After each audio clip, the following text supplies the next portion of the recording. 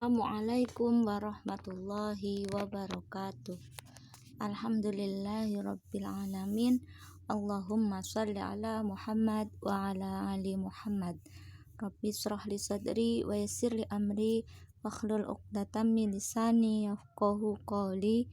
Rabbi zidni ilma warzuqni fahma. Amin. Akhwati fillah rahimakumullah. Alhamdulillah, segala puji bagi Allah. Malam hari ini kita jumpa kembali dalam forum kajian di grup Sakinah Menuju Surga, membahas terkait berbagai masalah keluarga. Salawat dan salam semoga tercurah kepada uswah kita Nabiullah Muhammad sallallahu alaihi wasallam. Akhwati fillah rahimakumullah, pada kesempatan pertemuan yang kedua kali ini, saya sebenarnya akan fokus kepada materi tentang ta'aruf dan khitbah. Tetapi bagi yang mungkin pada pertemuan yang pertama belum mengikuti, maka saya akan menyampaikan materi ini secara lengkap dari awal. Baik, kita mulai. Bismillahirrahmanirrahim. Saya mengambil temanya adalah menata langkah menuju walimah. Bersama saya Nur Hikmah. Akhwati fillah rahimakumullah, yang akan kita bahas dalam pertemuan kali ini yang pertama adalah saatnya menikah, pacaran, expired. Kemudian motivasi dan niat menikah itu nanti seperti apa, hukum pernikahan, bekal pernikahan, kriteria pasangan dan pencariannya, proses lanjutan, ta'aruf, khitbah, mahar, dan walimah. Baik, ini adalah konten pembahasan yang akan kita bahas. Step 1, kita akan membahas tentang saatnya menikah, lupakan pacaran. Akhwati fillah rahimakumullah, ini adalah dampak buruk kata ya. Kalau saya sampaikan mungkin di sini sebagai ada apa dengan pacaran gitu ya. Dan kira-kira pacaran itu positif atau negatif ya, manfaat atau tidak bagi kita. Nah, ternyata kalau kita melihat pacaran itu sendiri, yang pertama boros waktu dan biaya. Yang kedua, sering berpergian, berduaan. Kemudian itu adalah dengan non mahram karena belum sah, pasangan yang belum sah. Kemudian ketika pacaran pasti ada berhias, mempercantik diri. Yang keempat, pasti akan muncul angan-angan dan itu menjadi zina hati.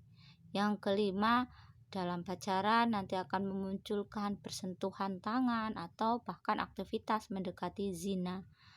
Padahal Allah sudah melarang aktivitas mendekati zina. Wala taqrabu zina innahu fahisata wa sa'a sabila. Yang keenam, mengumbar pandangan dan rayuan. Benar enggak? Yang ketujuh, belajar berbohong, karena orang pacaran itu pasti yang akan diperlihatkan adalah yang baik-baik, yang jelek-jelek itu akan ditutupi, berarti belajar bohong. Yang kedelapan, kesedihan atau teror saat putus melanda, bahkan bisa bunuh diri. Nah, itulah pacaran. Kesimpulannya adalah bahwa pacaran itu penuh dengan kebohongan dan kemaksiatan. Yang kedua, pacaran berdampak pada sistem individu ya, sistemik bagi individu maupun masyarakat. Secara individu ada pengaruhnya, akan memberikan dampak tadi yang sudah disebutkan. Secara masyarakat itu juga merusak tatanan sosial masyarakat. Dan yang ketiga, pacaran bukanlah langkah menuju pernikahan yang diberkahi. Dan yang keempat, tidak ada sebenarnya definisi yang jelas tentang pacaran, apalagi pacaran Islami. Kita masuk step 2. Bagaimana meluruskan motivasi dan niatan menikah. Bagi akhwati fillah yang mulai mungkin sudah punya niat ya untuk menikah, maka terlebih dahulu yuk kita renungkan niatan kita untuk menikah. Karena apa? Innamal a'malu binniyat wa innama likulli amri'in ma nawa. Sesungguhnya amal itu tergantung dengan niatnya, dan bagi setiap orang akan mendapatkan sesuatu sesuai dengan niatnya. Hadis riwayat Bukhari dan Muslim. Yang kedua, renungan khusus niatan nikah. Barang siapa yang menikahi seorang wanita karena memandang kedudukannya, maka Allah akan menambah baginya kerendahan. Barang siapa yang menikahi wanita karena memandang harta benda, Allah akan menambah baginya kemelaratan. Barang siapa yang menikahi wanita karena kecantikannya, Allah akan menambahkan baginya kehinaan. Hadis riwayat At-Tabrani. Renungan khusus menikah yang ketiga. Di sini Rasulullah menyampaikan, dan barang siapa yang menikahi seorang wanita karena ingin kedudukan, ingin menundukkan pandangannya dan menjaga kesucian farjinya, atau ingin mendekatkan ikatan kekeluargaan, maka Allah akan memberkahi bagi istrinya dan memberkahi istrinya baginya. Hadis riwayat At-Tabrani. Oleh karena itu, setelah kita tahu ya, maka motivasi niat menikah itu adalah sebagai seorang muslimah. Ketika kita sudah punya niat untuk menikah, maka satu niatnya adalah menggapai mardhatillah, menggapai ridho Allah ya.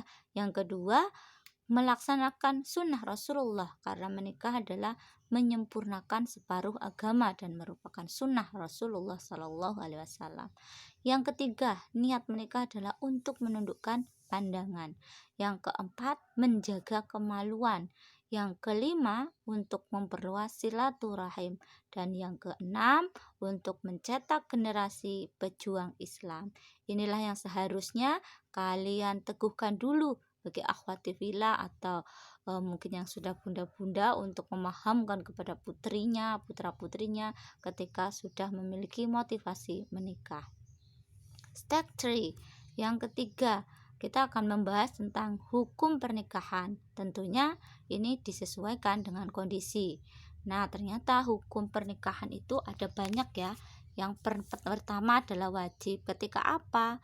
Ketika memiliki kemampuan finansial untuk memberi nafkah bagi laki-laki. Lingkungan dan kondisi yang memudahkan pada perzinaan.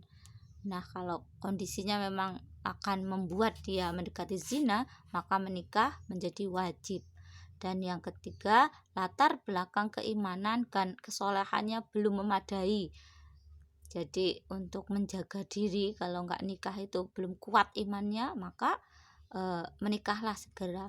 Dan yang keempat, puasa itu sudah tidak lagi mampu menahan gejolak dan kegelisahan. Nah, itu maka wajib. Tapi dalam kondisi lain, menikah itu menjadi haram ketika apa? Ketika bisa dipastikan akan menzalimi istrinya, baik kezaliman biologis, psikologis, begitu juga finansial. Begitu juga sebaliknya bagi wanita, jika menikah itu akan menzalimi suaminya, belum siap secara biologis, psikologis gitu ya. Kalau perempuan cukup biologis gitu ya, sama psikologis.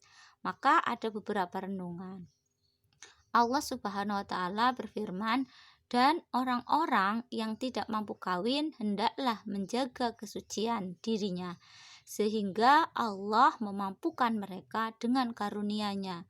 Quran surat An-Nur ayat 33. Kemudian dari Ibnu Mas'ud, Rasulullah Shallallahu Alaihi Wasallam bersabda, wahai segenap pemuda, barang siapa di antara kamu telah mempunyai kemampuan jima, maka hendaknya segera menikah. Karena itu lebih menundukkan pandangan dan menjaga kemaluan. Barang siapa yang belum mampu memberi nafkah, maka hendaklah ia berpuasa. Karena itu menjadi perisai baginya.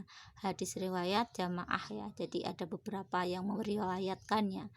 Nah, yang ketiga, menikah itu menjadi makruh. Ketika apa? Ketika seseorang dalam kondisi dikhawatirkan, bukan dipastikan ya, itu akan merugikan pasangan ketika dia menikah. Misalnya penghasilannya belum layak, sangat belum layak. Walaupun ini juga bukan jadi alasan ya. emosionalnya masih belum labil, apalagi ringan tangan. Kemudian tidak mempunyai keinginan pada istri. Nah, kalau nggak punya keinginan pada istri, atau bahkan kalau perempuan tidak punya keinginan dengan suaminya, maka ini menjadi makruh untuk menikah. Renungannya adalah hadis dari Nabi Shallallahu Alaihi Wasallam. Beliau bersabda, "Demi Allah, sesungguhnya aku ini yang paling takut kepada Allah di antara kamu sekalian. Aku juga yang paling bertakwa kepadanya. Tetapi aku sholat malam hari dan juga tidur. Aku berpuasa dan juga berbuka. Dan aku juga menikahi wanita. Maka barang siapa yang tidak suka dengan sunnahku, maka bukanlah bagian dariku." Hadis riwayat Bukhari. Nah, pembahasan yang selanjutnya, step 4, adalah bekal pernikahan. Bagi akhwati fillah yang sudah siap untuk menikah, maka kalian harus mempersiapkan bekalnya. Apa saja bekalnya? Yang pertama adalah bekal ilmu dan fikrah, ya, pemikiran yang bagaimana nanti setelah kalian menikah. Yang pertama, kalian harus mengetahui urgensi dan manfaat menikah. Nah, tadi sudah sedikit disinggung. Yang kedua, mempunyai visi dan misi yang jelas tentang pernikahan itu untuk apa. Yang ketiga, harus mengetahui ya hak dan kewajiban suami istri. Nah, ini harus kalian pelajari. Sebelum menikah harus belajar dulu ilmu tentang pernikahan, belajar tentang hak dan kewajiban antara suami dan istri. Kemudian yang keempat, memahami hukum-hukum dasar seputar hubungan suami istri, anak, dan keluarga. Kemudian bekal yang kedua adalah bekal mental dan psikologis. Harus siap mencintai, ya, karena menikah itu kan harus siap mencintai pasangan kita, mencintai keluarganya, dan mencintai anak-anak yang nanti akan lahir darinya. Kemudian yang kedua, harus siap bertanggung jawab, karena pernikahan itu akan memunculkan pertanggungjawaban. Kalau kita sebagai akhwat perempuan, maka siap bertanggung jawab menjadi istri, siap bertanggung jawab menjadi ibu, siap bertanggung jawab menjadi menantu. Kemudian yang ketiga, siap menerima kekurangan, karena kita itu menikah dengan manusia. Manusia itu tidak sempurna, pasti ada kelebihan dan kekurangan. Jadi ketika kita memilih pasangan, maka kita harus siap menerima kelebihan dan kekurangan dari pasangan kita.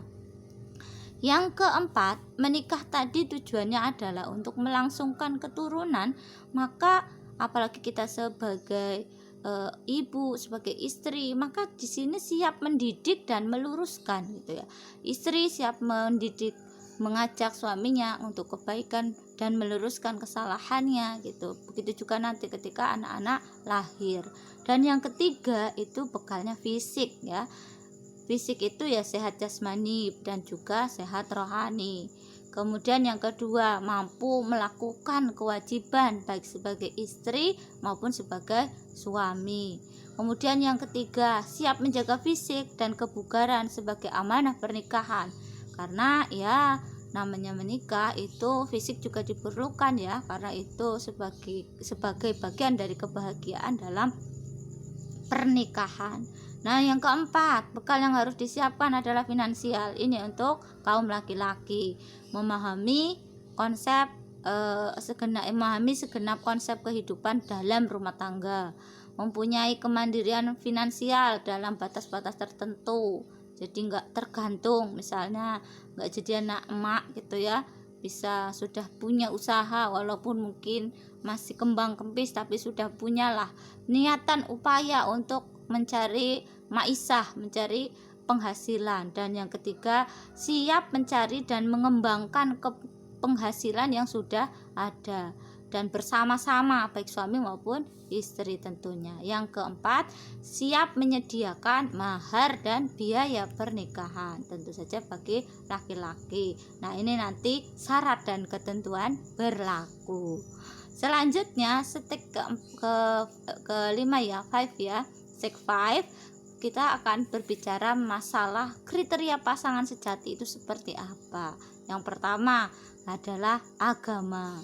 Sebagaimana hadis Nabi SAW, seorang wanita dinikahi karena 4 hal: hartanya, nasab keluarganya, kecantikannya, agamanya. Maka pilihlah yang baik agamanya, niscaya engkau akan beruntung. Hadis riwayat Bukhari. Apa yang dimaksud dengan agama? Yaitu pemahaman. Pemahaman apa? Pemahaman akidah dan keyakinannya. Yang kedua adalah pengamalan. Bagaimana konsistensinya dalam ibadah. Yang ketiga itu yang dimaksud agama itu bagaimana kepribadiannya. Ini bisa berkaitan dengan akhlaknya, bagaimana ketika dia itu berbuat dan berpikir itu menjadikan Islam sebagai standar, maka dia dikatakan berkepribadian Islam. Nah, yang kedua tadi yang dipilih ini untuk laki-laki maupun untuk perempuan juga ya, cari suami juga harus yang subur dan produktif gitu. Diriwayatkan dari Ma'qal bin Yasar, seseorang datang kepada Nabi, aku suka dengan seorang perempuan yang cantik dari keturunan terhormat, tetapi dia tidak subur atau mandul. Apakah aku boleh menikahinya? Rasulullah SAW menjawab, tidak. Kemudian orang tadi mendatangi beliau sekali lagi dan Rasulullah SAW pun kembali melarangnya. Demikian berturut-turut hingga ketiga kalinya ya. Rasulullah mengatakan, nikahilah wanita yang romantis dan subur, karena sesungguhnya aku berbangga dengan banyaknya umatku ini di hari kiamat. Hadis riwayat Abu Dawud, Hakim, An-Nasai dan Al-Albani dalam kitabnya mengatakan bahwa hadis ini adalah sahih. Kemudian yang ketiga adalah gadis atau perawan. Ya, kalau kita perempuan yang bujang ya, kalau pisang bujang. Kalau sebenarnya kalau laki-laki nggak ada ngaruhnya ya. Kalau perempuan memilih laki-laki bujang atau duda itu tidak begitu terlihat, tapi kalau perempuan kan terlihat ya, janda atau perawan itu terlihat. Ini kalau laki-laki itu ya sebaiknya yang gadis atau perawan. Dari Jabir bin Abdullah radhiyallahu anhu ya berkata, aku menikah, kemudian aku mendatangi Rasulullah SAW. Beliau bertanya, apakah engkau sudah menikah wahai Jabir? Aku menjawab benar. Beliau bertanya kembali, apakah dengan janda atau gadis? Maka aku menjawab dengan janda. Beliau pun berkata, mengapa bukan seorang perawan hingga engkau bisa bermain dengannya dan ia pun bisa bermain-main denganmu. Hadis riwayat Bukhari. Nah, yang selanjutnya adalah kriteria boleh lainnya ya. Boleh lainnya ini di dalam hadis dari Abu Hurairah, Rasulullah SAW bersabda, seorang wanita itu dinikahi karena 4 hal. Tadi ya sudah, harta, nasab keluarganya, kecantikan dan agama. Maka pilihlah yang baik agamanya, niscaya kalian akan beruntung. Selanjutnya, sebaiknya ini bukan kerabat dekat, walaupun tetap boleh ya, ini tidak haram, tetapi sebaiknya bukan kerabat dekat karena ada hikmahnya. Yang pertama, bisa memperluas persaudaraan atau ta'aruf antar suku, antar daerah gitu ya, sebagaimana tersirat dalam surat Al-Hujurat ayat 13. Kemudian menjauhkan dari kemungkinan memutus tali persaudaraan, karena bisa jadi pasangan kalau dia itu kerabat dekat itu kalau berselisih itu akan menimbulkan konflik dan akhirnya akan memutus kekerabatan.